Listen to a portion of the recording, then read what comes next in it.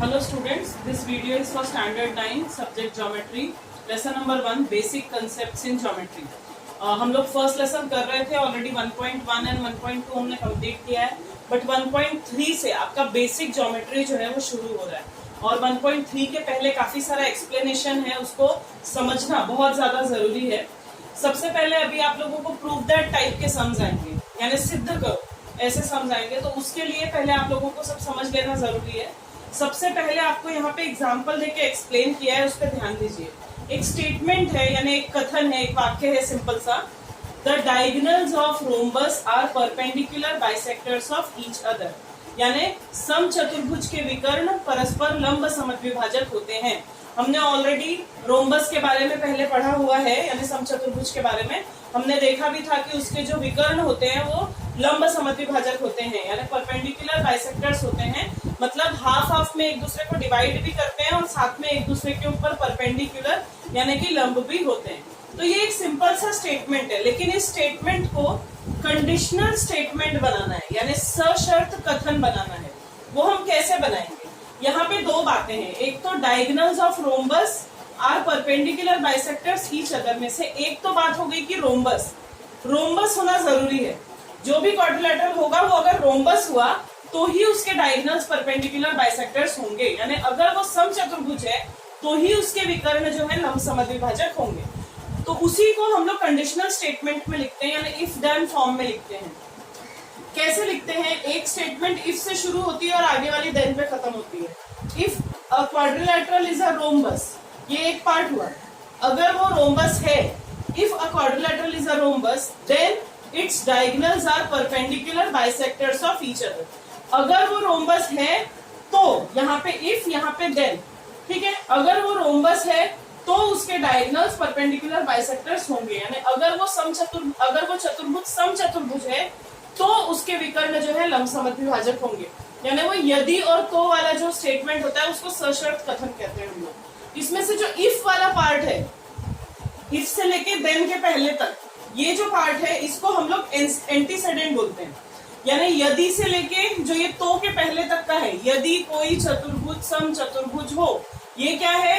पूर्वार्ध है, और तो से लेके एंडिंग तक उत्तरार्ध है।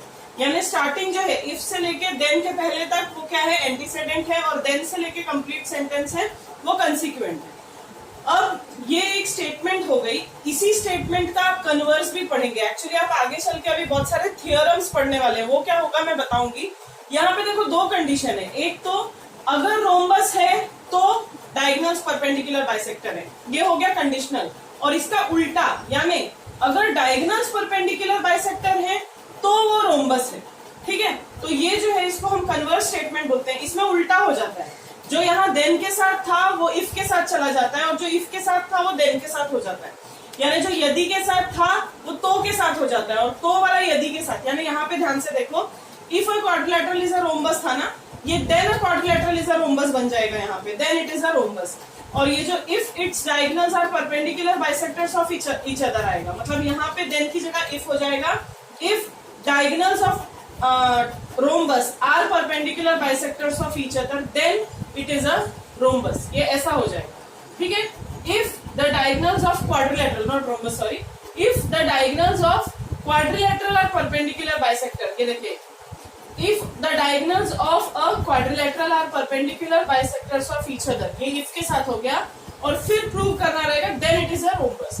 वैसे इसमें है यदि कोई चतुर्भुज समचतुर्भुज हो, ये पहले था, इसमें वो तो के बाद आ जाएगा, तो वह एक समचतुर्भुज है, और जो तो के साथ था उसके विकर्ण परस्पर लंब समद्विभाजक होते हैं, ये यदि में आ जाएगा। यदि किसी चतुर्भुज के विकर्ण लंब समद्विभाजक होते हैं, ये थोड़ा सा स्टेटमेंट है, कंफ्यूजन हो सकता है, बट अगर बार बार इस चीज पे ध्यान देंगे तो इजीली समझ में आएगा। जैसे राम पढ़ाई करता है इसलिए उसको एग्जाम में अच्छे नंबर आते हैं, कैसा लिखेंगे हम? If Ram studies hard then he get good marks in his exam. समझ में आया? तो इसका उल्टा कैसा होगा?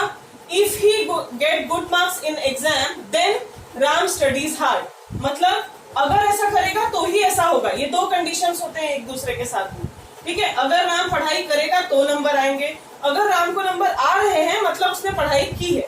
तो ये दोनों चीजें एक दूसरे के साथ साथ चलेंगी, और ऐसे हरदम आपको जो भी थ्योरम आप पढ़ोगे उसके साथ एक स्टेटमेंट ऐसा वाला भी आएगा, कन्वर्स वाला। तो ये चीज समझना बहुत ज्यादा जरूरी है। इसके अलावा अभी हम लोग आगे बढ़ते हैं। आगे बढ़ने में आपको दो नए वर्ड्स आएंगे, ठीक है। दो नए वर्ड्स कौन से हैं मैं आपको बताती हूँ यहाँ पर। एक वर्ड है जिसको हम बोलते हैं पोस्टुलेट, पोस्टुलेट, या इसको हम बोलते हैं अभिगृहित, ठीक है। और दूसरा वर्ड आता है हमारा थियोरम, जिसको हम बोलते हैं प्रमेय। ये दोनों चीजें थोड़ा ध्यान में रखो। ये पोस्टुलेट्स को एक और नाम था एक्सियोम, एक्सियोम भी बोलते थे। अभी तुम्हारी टेक्स्ट बुक में शायद ये वर्ड नहीं दिया है, बट पोस्टुलेट बोला है। जैसे कुछ जो स्टेटमेंट होते हैं उनको किसी प्रूफ की जरूरत नहीं होती। जैसे आपने पहले के स्टैंडर्ड्स में कुछ स्टेटमेंट पढ़े थे कि there are infinite line passing through a point. आपने पहले पढ़ा था कि एक पॉइंट से बहुत सारी लाइंस पास होती हैं, लेकिन इसके लिए आपको कोई प्रूफ देने की जरूरत नहीं थी। ये हम देख के भी बता सकते हैं कि एक ही पॉइंट आपको दिया है तो आप यहाँ से बहुत सारी लाइंस बना सकते हैं। तो ऐसे स्टेटमेंट जिनको प्रूव करने की या जिनको साबित करने की या सिद्ध करने की जरूरत नहीं होती, उनको हम कहते हैं पोस्टुलेट यानी अभिगृहित। और कुछ ऐसे स्टेटमेंट हैं जैसे कि ये वाला जो था अभी मैंने एक्सप्लेन किया, वो जो है उनको प्रूव करना पड़ता है। अगर मैं बोलूंगी कि हर एक रोम्बस के जो डायगोनल्स हैं वो परपेंडिकुलर बाइसेक्टर्स होते हैं, तो आप क्वेश्चन करेंगे कि क्यों होते हैं, क्योंकि वो कहीं पे लिखा हुआ नहीं है, कहीं पे बना के हम नहीं बता सकते, जैसे इसको हमने बना के बता दिया वैसे। तो इसलिए जो स्टेटमेंट्स को प्रूव करने की जरूरत नहीं होती यानी सिद्ध करने की जरूरत नहीं होती, उसे हम पोस्टुलेट या अभिगृहित कहते हैं। और जिनको प्रूव करना पड़ता है उनको हम थ्योरम या प्रमेय कहते हैं। एग्जाम में आप लोगों को इस तरह के स्टेटमेंट्स आएंगे, जैसे अभी जो हमने एक एग्जाम्पल पढ़ा था उसी तरह के बहुत सारे स्टेटमेंट्स आएंगे और उसको हम बोलते हैं थियरम्स, ठीक है। थियरम्स जो है ना वो दो तरह के होते हैं, डायरेक्ट और इनडायरेक्ट। मतलब कुछ चीजों को तो हम डायरेक्ट साबित कर सकते हैं और कुछ को बहुत घुमा फिरा के प्रूव करना पड़ता है। इसका ज्यादा काम नहीं आएगा, बट आपके टेक्स्ट बुक में है तो आपको मालूम होना जरूरी है। अब आप लोगों को एक थियरम यहाँ पे है, उस थियरम को हम सॉल्व करेंगे। थियरम सॉल्व करने के कुछ पार्ट्स होते हैं, ये आपको समझना पड़ेगा। कोई भी थियरम है, अगर कोई भी थियरम आपको प्रूव करने के लिए दिया है, कोई भी, यानी कि आप लोगों को प्रमेय अगर सिद्ध करने को दिया है, सबसे पहले हम लिखते हैं उसकी स्टेटमेंट, ठीक है। यानी उसका जो कथन था वो लिखना जरूरी है, नंबर 1। नंबर 2 पे आपको उसका फिगर बनाना है, यानी उसका जो चित्र होगा ना वो आपको बनाना है, ठीक है। नंबर 3 पे आपको लिखना है गिवन, यानी दत्त बोलते हैं इसको हम, ठीक है। नंबर 3 पे लिखना है गिवन। नंबर 4 पे आपको लिखना है टू प्रूव, टू प्रूव इसको हम साध्य बोलते हैं। नंबर 3 में आपको लिखना होता है कंस्ट्रक्शन, कंस्ट्रक्शन ये हमेशा नहीं आता, इसको हम हिंदी में रचना बोलते हैं। ये कंपलसरी नहीं है, ये कुछ सम्स में होता है कुछ सम्स में नहीं होता। और जो लास्ट है वो है प्रूफ, और उसको हम उत्पत्ति बोलते हैं, ठीक है। तो ये इतनी चीजें जो आपके थियरम्स में आने वाली हैं, इसको ध्यान रखो। अगर एक थियरम छोटा हो सकता है, बड़ा हो सकता है। अगर छोटा है तो कम नंबर के लिए आता है, बड़ा है तो ज्यादा नंबर के लिए आता है। फिलहाल इसको आप ज्यादा 10th स्टैंडर्ड में यूज करेंगे, 9th में थोड़ा कम ही यूज होगा। लेकिन अभी से आपको ये जानना जरूरी है कि अगर आपको कोई थियरम एग्जाम में दिया है, क्योंकि एक ही थियरम है और वो कंपलसरी एग्जाम में आएगा ही आएगा, एक ही थियरम है, उस थियरम के लिए सबसे पहले आपको स्टेटमेंट लिखना है, फिर उसकी फिगर बनानी है, फिर उसका गिवन यानी कि दत्त जो भी आपको दिया हुआ है वो सब लिखना है। तो टू प्रूव जो आपको साध्य जो प्रूव करना है वो लिखना है। फिर अगर कोई कंस्ट्रक्शन है तो कंस्ट्रक्शन लिखना है, और फिर लास्ट में प्रूफ यानी उत्पत्ति लिखनी है। तो ये पूरे स्टेप्स होते हैं और इसी स्टेप को आपको फॉलो करना पड़ेगा। अभी हम जो थियरम आपको बताया गया है वो हम लोग प्रूव करके देखेंगे। पेज नंबर 10 पे आपको वो थियरम दिया हुआ है। एक्चुअली 2 थियरम है, एक ऊपर है, वो आएगा ही आएगा, नीचे वाला आपको बिल्कुल नहीं आएगा, उसके चक्कर में ज्यादा पढ़ने की जरूरत नहीं है। ऊपर जो थियरम है वो है the theorem of opposite angles. Opposite angles मतलब क्या, आपने पहले भी पढ़ा हुआ है ये एक, अगर आपको पता होगा, ध्यान होगा, तो आपने वर्टिकली ऑपोजिट एंगल्स पढ़े थे। आपने वर्टिकली ऑपोजिट एंगल्स पिछली बार पढ़े थे। जैसे आपके टेक्स्ट बुक में है, अगर मैं वैसा नाम दे दूं तो आपको इजी होगा। ये सी है और ये पॉइंट डी है, ठीक है। वर्टिकली ऑपोजिट एंगल्स आपने पढ़े थे। वर्टिकली ऑपोजिट क्या होते हैं? ऐसा एक्स शेप के होते हैं, मतलब ये वाला इससे इक्वल होता है, ये वाला इससे इक्वल होता है। ऐसा हमने पहले पढ़ा है, लेकिन कैसे होता है इक्वली हमने कभी प्रूव नहीं किया। अब हम उसको क्या करेंगे? प्रूव करेंगे। तो जैसा मैंने बताया था, पहला स्टेटमेंट है आपका थ्योरम, यानी कि आपको स्टेटमेंट लिखना है। जो भी आपको क्वेश्चन में दिया है, यहाँ पे दिया है the opposite angle formed by two intersecting lines are of equal measure. यहाँ पे आपको दिया हुआ क्या है कि दो लाइंस हैं। थ्योरम का स्टेटमेंट क्या है? The opposite angles formed by two intersecting lines are equal measure. मतलब दो लाइन अगर एक दूसरे को किसी एक पॉइंट पे कट कर रही हैं, तो जो ऑपोजिट एंगल यानी जो विपरीत कोण बनते हैं, यहाँ और यहाँ, यहाँ और यहाँ, वो दोनों इक्वल हैं, यानी समान है। ये आपको सिद्ध करना है। तो सबसे पहले आपको यहाँ पे स्टेटमेंट लिखना पड़ेगा। मैं यहाँ पे नहीं लिख रही हूँ, आपको लिखना पड़ेगा। पेज नंबर 10 पे सबसे ऊपर सिंगल लाइन दिया है। उसके बाद नेक्स्ट स्टेप मैंने क्या बताया था? फिगर। तो फिगर आपने ऑलरेडी बनाया है वहां पे, ठीक है। उसके बाद हम गिवन लिखेंगे। गिवन में हम क्या लिखते हैं? जो चीज हमको दी है। अगर हमने लिखा, ओके चलो मैं यहाँ पे स्टेटमेंट लिखती हूँ ताकि आपको एक्सप्लेन हो सके। The opposite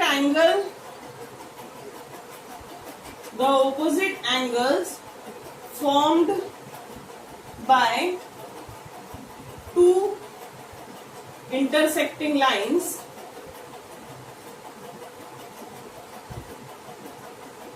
are of equal measure, ठीक है। This is your statement. ये आपका वो स्टेटमेंट है जिसको आपको प्रूव करना है। तो आपको, जैसे मैंने कंडीशनल फॉर्म बताया था, इसमें दो चीजें हैं। पहला है ऑपोजिट एंगल, ठीक है, और दूसरा दिया है कि two lines are intersected equal measure अगर है। तो हम क्या प्रूव करेंगे कि अगर दो लाइंस जब इंटरसेक्ट कर रही हैं, इसका स्टेटमेंट कैसा है कि if two lines are intersecting each other then the angles, the opposite angles are equal of measures. यदि दो रेखाएं एक दूसरे को प्रतिच्छेदित कर रही हैं, तो उनके जो विपरीत कोण बने हैं वो समान माप के हैं। ये हमको प्रूव करना है। अब ये हो गया हमारा स्टेटमेंट। अब हम नेक्स्ट क्या लिखेंगे? गिवन। गिवन मतलब जो दिया हुआ है। यहाँ पे दिया क्या है कि दो लाइन एक दूसरे को इंटरसेक्ट कर रही हैं, वो दिया है। और प्रूव क्या करना है कि जो एंगल बने वो क्या है? इक्वल मेजर के हैं। ये प्रूव करना है। तो पहले हम गिवन लिख रहे हैं। गिवन में हमको क्या दिया है कि दोनों लाइन एक दूसरे को इंटरसेक्ट कर रही है। तो हम लिखेंगे गिवन में line AB and line BC are intersecting each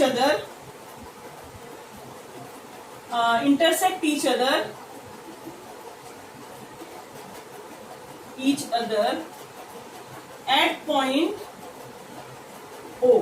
point O पे ये दोनों लाइन एक दूसरे को इंटरसेक्ट कर रही हैं। और हमको ये भी बताना पड़ेगा कि लाइन कैसी है। देखो A-O-B, यानी A, O और B ये कोलिनियर है। आपने पहले पढ़ा है A-O-B कोलिनियर है। और दूसरा क्या है? C-O-D।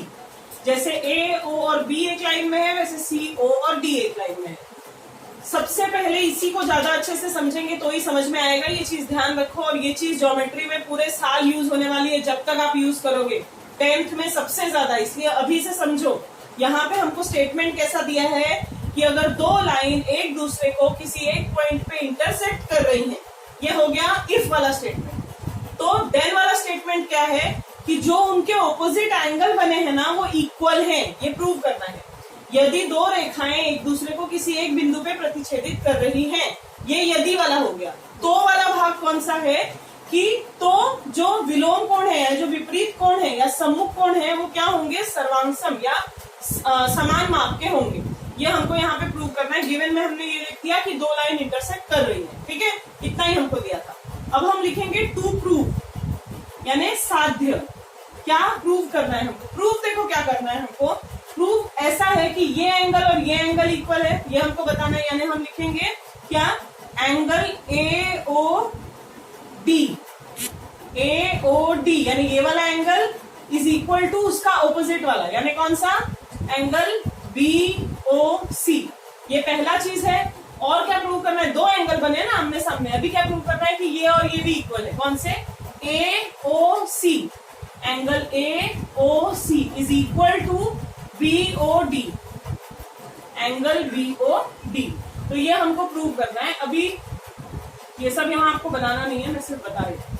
तो ये हो गया टू प्रूफ। अब जैसा मैंने बताया था नेक्स्ट स्टेप है कंस्ट्रक्शन, लेकिन कंस्ट्रक्शन नाम की कोई चीज इसमें नहीं है, इसलिए वो नहीं है। और लास्ट स्टेप आएगा सिर्फ क्या, प्रूफ, यानी कि मैंने बताया उत्पत्ति। ठीक है, अब हम प्रूफ करके बताएंगे कि कैसे इक्वल है। देखो पहले भी आपने linear angles in linear pair पढ़ा है। एक ही लाइन में अगर दो एंगल आते हैं, यानी रेखीय युगल कोण, एक ही लाइन है, ये आप देख सकते हैं, ऐसी एक लाइन है बड़ी सी, और इसमें इसी एक लाइन के ऊपर ये दो एंगल बने हैं, ये 1 और ये 2। अगर लीनियर पेयर होते हैं तो दोनों प्लस करके कैसे होंगे, 180। याद है, रेखीय युगल कोण संपूरक होते हैं, यानी angles in linear pair are supplementary. ठीक है, अगर सप्लीमेंट्री होते हैं मतलब मैं लिखूंगी इसको कैसे, मैं कोई भी दो एंगल ले सकती हूँ, मैंने ये दोनों ले लिए। ठीक है, angle AOC plus angle BOC is equal to 180 degree, क्योंकि हमने ये पढ़ा है ना, क्या पढ़ा है हमने, यहाँ पे हम लिखेंगे angles in linear pair.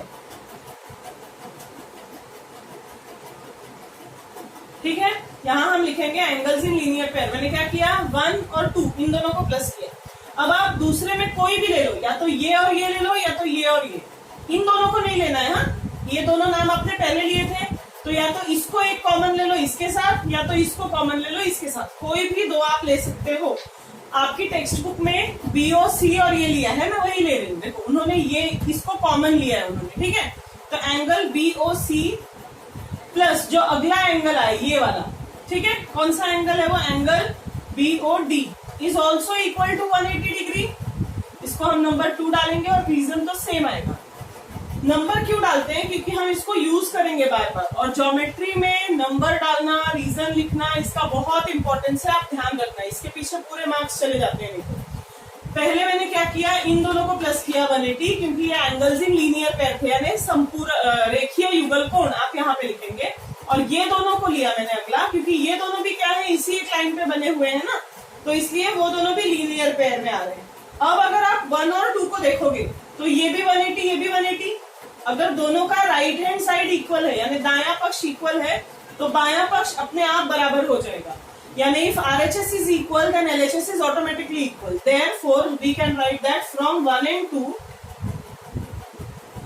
1 and 2 से हम क्या लिख रहे हैं, देखिए angle AOC plus angle BOC, ये मैंने कहां से लिया, 1 से, और इक्वल 2 वाला कौन सा, angle BOC plus angle BOD। अब अगर आप ध्यान से देखेंगे तो क्या हो सकता है, BOC कट हो जाएगा। कैसे कट हो जाएगा, ये प्लस BOC है, जब वो इस साइड आएगा तो वो माइनस BOC हो जाएगा और वो कैंसिल हो जाएगा। तो आपके पास बचा क्या, एंगल AOC बचा, यहाँ पे इक्वल बचा, और वहां से बचा BOD। अब जरा ये दोनों एंगल आप ध्यान से देखो तो कौन से हैं, ये है AOC और ये है BOD। यानी हमने ये प्रूव कर दिया कि ये दोनों इक्वल हैं, जो कि हमको प्रूव करना था। ये देखो, ठीक है, इसके आगे हम इसको प्रूव नहीं करेंगे। हम कैसे लिखते हैं, similarly we can prove that, similarly we can prove that, similarly we can prove that the other statement which I want, यानी AOD, angle AOD is equal to angle BOC। ये हम सिमिलरली प्रूव कर सकते हैं, यानी जो दो चीजें हमको दी थी उसमें से एक हम प्रूव करके दिखाएंगे और दूसरा लिखेंगे। इसी प्रकार हम सिद्ध कर सकते हैं कि कोण AOD बराबर कोण BOC। मेरे समझ से आपको अच्छे से समझ में आ जाना चाहिए। ये थ्योरम पक्का आएगा एग्जाम में 2 से 3 मार्क का, इसको आप ध्यान दो। आपका स्टेटमेंट क्या था, opposite angle formed by 2 intersecting lines are of equal measure. 2 intersecting line है, 2 प्रतिच्छेदन वाली रेखाएं हैं, तो उनके जो ऑपोजिट एंगल यानी जो सम्मुख कोण होते हैं या विपरीत कोण जो होते हैं वो दोनों क्या होंगे, सर्वांगसम होंगे या समान माप के होंगे, यानी कि इक्वल मेजर के होंगे। ये हमको प्रूव करना था। तो गिवन में क्या था कि ये दोनों लाइन कट कर रही हैं, तो मैंने लिखा line A B and line C D are intersecting each other at point O, इसका जो नाम था ओ वो गायब हो गया actually, intersecting at point O, ठीक है। और क्या A dash O dash B, क्योंकि ये तीनों एक लाइन में है, ये क्यों बताना जरूरी है, क्योंकि हम यहाँ angle in linear pair line का यूज कर रहे हैं इसलिए। और दूसरा B dash sorry C dash O dash D, ये हो गया, ठीक है। टू प्रूफ में क्या था, ये और ये इक्वल है, ये और ये इक्वल है, दोनों का हमने नाम डाल दिया। प्रूफ में हम आए, पहले हमने ये और ये प्लस करके 180 लिखा क्योंकि एंगल्स इन लीनियर पेयर है, फिर हमने ये और ये प्लस करके 180 लिखा क्योंकि ये भी एंगल्स इन लीनियर पेयर है, यानी देखिए युगल कोण है। दोनों 180 आया, यानी दोनों का आरएचएस इक्वल था राइट हैंड साइड, इसलिए एलएचएस दोनों अपने आप इक्वल हो जाएगा। AOC plus BOC is equal to BOC plus BOD. BOC दोनों साइड था प्लस प्लस, ये इस साइड आके माइनस हो जाएगा, इसलिए ये कट हो गया और एओसी और बीओडी इक्वल हो गया। और जब हमने एक जोड़ी, ये वाली जोड़ी हमने प्रूव कर दी इक्वल है, तो we can write similarly we can prove that AOD is equal to BOC, ठीक है। ये फिलहाल आपको 3 मार्क का शायद आएगा या फिर 2 मार्क का भी आ सकता है, बड़े स्टैंडर्ड के हिसाब से ये 2 ही मार्क का है, बट आपको अभी पहली बार है तो हो सकता है 3 मार्क के लिए भी आए। तो ये आपका हो गया थियरम। इसके अलावा एक थियरम और दिया हुआ है, लेकिन वो किसी काम का नहीं है, वो आपको एग्जाम में आएगा भी नहीं प्रूव करने के लिए, हाँ स्टेटमेंट के लिए आ सकता है, कंडीशनल स्टेटमेंट के लिए। Now we are starting with practice set 1.3, ठीक है। इसका मैं लिखूंगी नहीं, मैं सिर्फ एक्सप्लेन करूंगी आपको। पहला क्वेश्चन जो है, पहला क्वेश्चन वो है हमको लिखना है किसमें, इफ देन फॉर्म में लिखना है, यानी यदि और तो वाले में लिखना है हमको, ठीक है। तो इसका जो पहला वाला पार्ट है वो क्या दिया हुआ है, the opposite angle of parallelogram are congruent, the opposite angles of parallelogram are congruent. मैं इसमें समझाती हूं कि कैसे लिखना है। इफ के साथ पहले तो इसमें से ढूंढो कि 2 चीज होनी चाहिए, इफ वाली अलग और देन वाली अलग। The opposite angles of parallelogram are congruent, क्या है सबसे पहले, जो पैरेललोग्राम होता है उसके ऑपोजिट एंगल कॉन्ग्रुएंट होते हैं, यानी पहले क्या मुद्दा आया, parallelogram. If the quadrilateral is a parallelogram then its opposite angles are congruent. क्या लिखेंगे हम, यदि दिया गया चतुर्भुज समांतर चतुर्भुज है तो उसके सम्मुख कोण सर्वांगसम होते हैं। ये 2 स्टेटमेंट एक साथ आएगा, यदि के साथ पैरेललोग्राम यानी समांतर चतुर्भुज वाला आएगा और तो वाले के साथ बाकी का आएगा, ठीक है। तो इसमें हमको इफ और देन लिखना है, तो पहले इफ वाली स्टेटमेंट और देन वाली स्टेटमेंट। दूसरा अगर हम लोग बात करेंगे, दूसरा दिया है the diagonals of rectangle are congruent, the diagonals of rectangle are congruent। अब ध्यान से देखो इसमें क्या दिया है, the diagonals of rectangle are congruent, मतलब आयत की विकर्ण सर्वांगसम होते हैं। कैसे लेंगे, सबसे पहला मुद्दा क्या, रेक्टेंगल, यानी इफ के साथ देखो अगर वो रेक्टेंगल है तो उसके डायगोनल्स कॉन्ग्रुएंट होंगे, यानी यदि के साथ आयत आएगा और तो के साथ आएगा कि उसके विकर्ण सर्वांगसम है। कैसे लिखेंगे हम, if the quadrilateral is a rectangle, if the quadrilateral is a rectangle then its diagonals are congruent. यदि दिया गया चतुर्भुज आयत है तो उसके विकर्ण सर्वांगसम होते हैं। ये हो गया सेकंड वाला। अभी हम थर्ड देखते हैं, इसी का थर्ड है, क्वेश्चन नंबर 1 का ही थर्ड जो पार्ट था वो हम देखते हैं, वो थोड़ा सा बड़ा है। In an isosceles triangle, in an isosceles triangle, isosceles triangle आप लोगों को पता है, समबाहु त्रिभुज, सॉरी समद्विबाहु। आइसोसेलेस यानी 2 साइड्स कॉन्ग्रुएंट होती हैं। The segment joining the vertex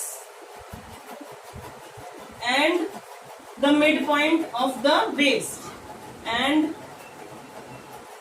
the midpoint of the base is perpendicular to the base।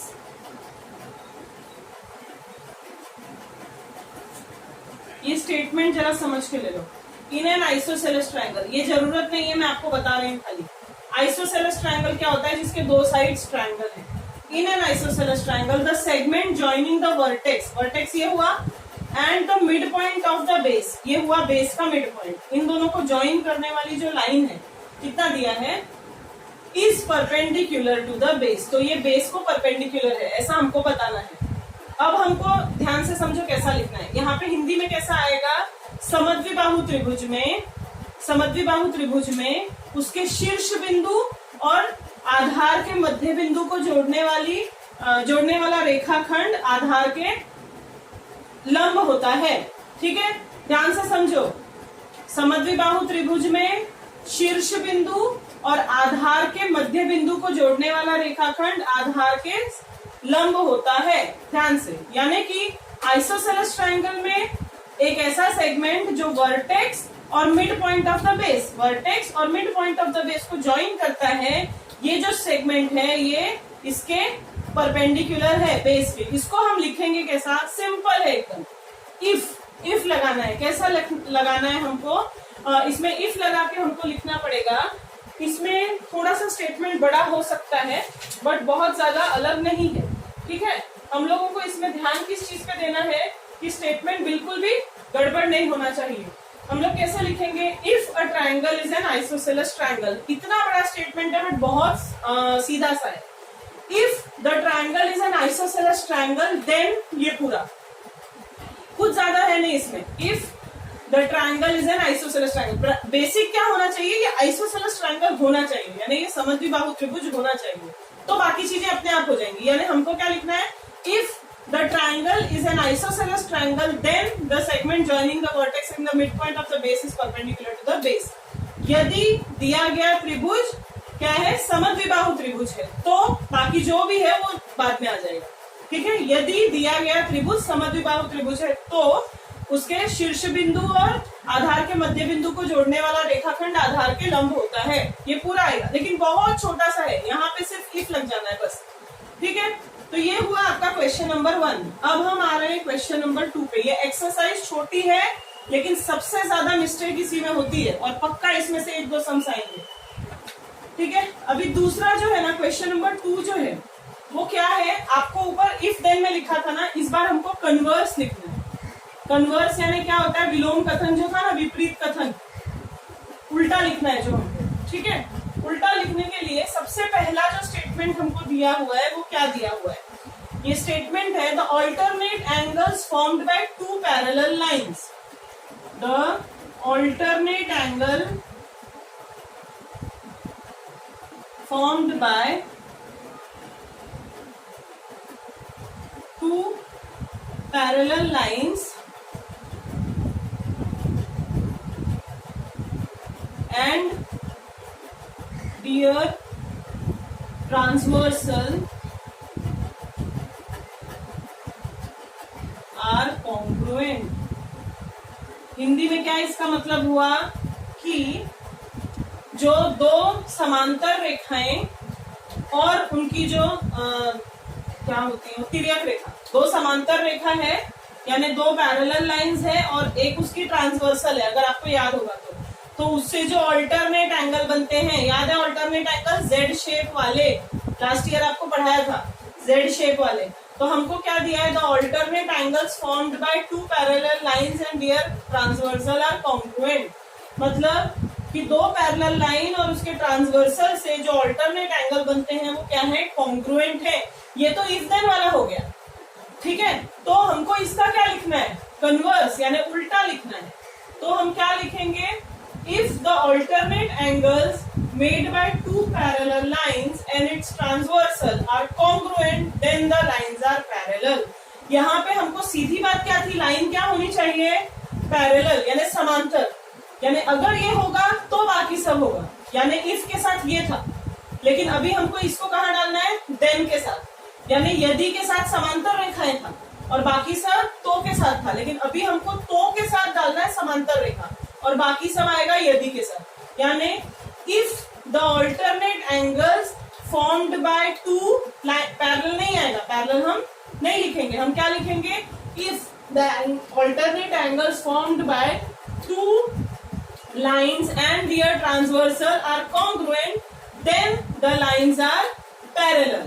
अगर यदि में आएगा, यदि दो रेखाएं, सिर्फ समांतर हटा देना है, यदि दो रेखाएं और उनकी तिर्यक रेखाओं द्वारा बना एकांतर कोण सर्वांगसम है, तो वो रेखाएं क्या है, समांतर है। समझ में आया? सिर्फ समांतर हटा के उसको लास्ट में डालना है। दूसरा हम लोग देख रहे हैं अभी, दूसरा सेकेंड वाली स्टेटमेंट देखो क्या है। If a pair of interior angles, फिर से वैसा ही है, interior angles made by a transversal of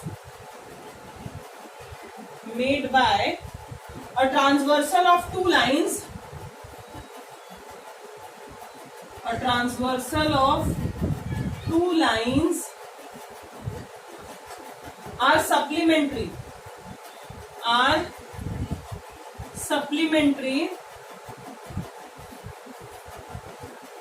then the lines are parallel,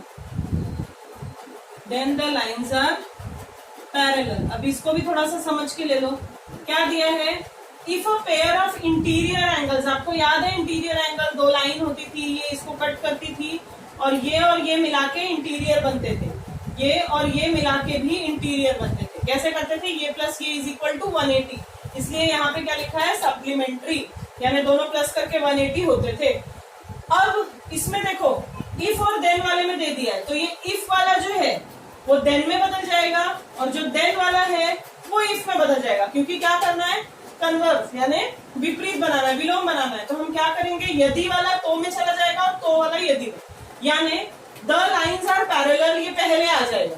ठीक है, तो हम कैसे लिखेंगे, if two parallel lines are intersected by the transversal, if two, ये जो लाइन्स थी ना, ये कौन सी हो जाएंगी अभी, पैरेलल लाइन्स।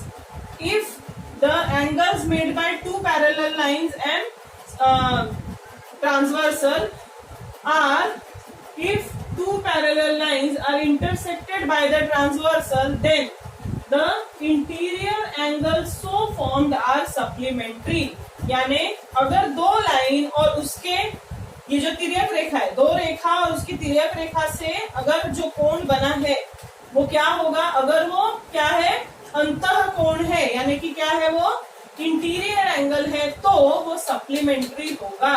कैसे लिखेंगे हम, इफ उल्टा हो जाएगा ना, if the two parallel lines are intersected by transversal, if two parallel lines are intersected by the transversal, then the interior angle so formed are supplementary. ठीक है, यदि दो रेखाओं का उनकी तिर्यक रेखा के साथ बनाया गया कोण अंतः कोण है, तो वो क्या होंगे, सप्लीमेंट्री होंगे, यानी कि संपूरक होंगे। तो इस तरह से ये दो स्टेटमेंट, अभी इसका लास्ट एक क्वेश्चन है, वो थोड़ा सा छोटा है, स्टेटमेंट बड़ा होगा तो थोड़ा कंफ्यूजन होगा और ज्यादा कंफ्यूजन इसी में होगा, कन्वर्स में ज्यादा कंफ्यूजन होगा। थर्ड जो है वो है the diagonals of a rectangle are congruent, ये हमने अभी थोड़ी देर पहले ही कहीं तो यूज किया था। The diagonals of rectangle are congruent, ये सिंपल वाला है, इफ देन नहीं है, अभी इसको उल्टा बनाना है, पहले इसका इफ देन समझना पड़ेगा, फिर ही उल्टा बना सकते हैं। The diagonals of rectangle are congruent मतलब क्या है, ये रेक्टेंगल है, अगर रेक्टेंगल है तो उसकी डायगोनल कॉन्ग्रुएंट होगी, यानी यदि आयत है तो उसके विकर्ण सर्वांगसम होंगे। अब उल्टा करना है, इफ के साथ क्या था, रेक्टेंगल, तो उसको हमको देन के साथ डाल देना है और बाकी चीजों को क्या करना है, इफ के साथ डाल देना है। तो हम कैसे बनाएंगे, if the diagonals of quadrilateral are congruent then the quadrilateral is a rectangle, मतलब if the diagonals of quadrilateral, rectangle हटा के क्या लिख देंगे, क्वाड्रिलेटरल, क्योंकि हमको तो प्रूव करना है ना कि रेक्टेंगल है। If the diagonals of a quadrilateral are congruent then it is a rectangle, यदि दिए गए चतुर्भुज के विकर्ण सर्वांगसम है तो वह चतुर्भुज आयत है। ठीक है, तो ये एक लास्ट सम था जो हो गया 1.3 हम लोगों का फिनिश हो गया। Thank you.